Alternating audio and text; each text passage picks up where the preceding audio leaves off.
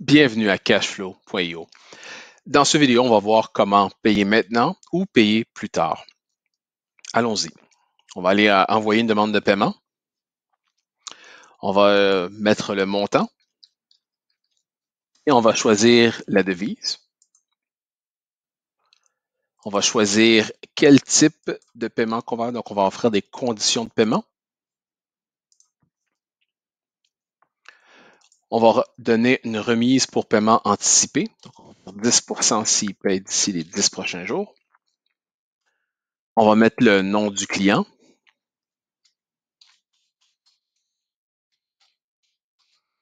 On va mettre son courriel.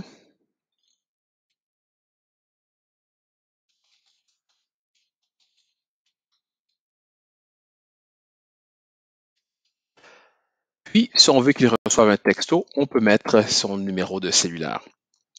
Ensuite, on va l'enregistrer pour les prochaines fois.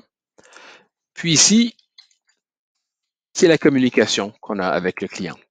En appuyant pièce jointe, ce qui se passe, c'est qu'on peut mettre un reçu de vente et on peut le protéger derrière ce qu'on appelle un paywall. Ce qui veut dire comme ça que si on veut que le client télécharge le reçu, il doit payer. Sinon, donc si on dit oui, il doit payer avant de le recevoir. Si on dit non, eh bien, il reçoit le reçu, il n'est pas obligé de payer.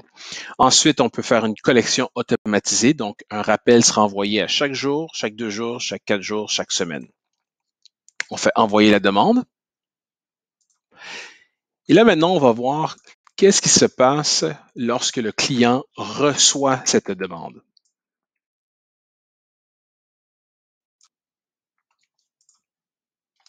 Donc, lorsque le client reçoit cette demande, il l'a reçu dans son courriel, il reçoit la demande 424, le logo de la compagnie, le nom de la compagnie, le montant, s'il y a des questions, les courriels, la référence qu'on a mis et la pièce jointe. L'option, c'est de payer maintenant et payer 90 000 ou payer plus tard avec 3 versements de 4 d'intérêt. Si c'est par carte de crédit, on met les informations de la carte de crédit, le numéro de la carte, date d'expiration et le code de sécurité. Si c'est par les e-checks, ce qu'on fait, c'est qu'on a une connexion bancaire sécurisée. Donc, le client va choisir son institution bancaire. Dans notre cas, nous, on va utiliser notre institution de test. On va accepter et continuer.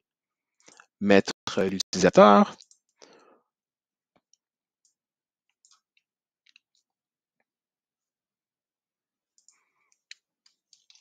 La réponse de sécurité que la banque nous demande. On fait continuer.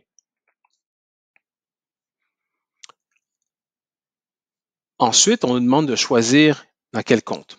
On va choisir celui-là. Et là, la dernière étape, c'est d'accepter. Donc, c'est presque terminé. On va autoriser la firme, McGann-Espero, à débiter le montant. On dit payer plus tard. Et voilà, le montant a été fait. On peut recevoir le reçu. On a la requête et tout fonctionne.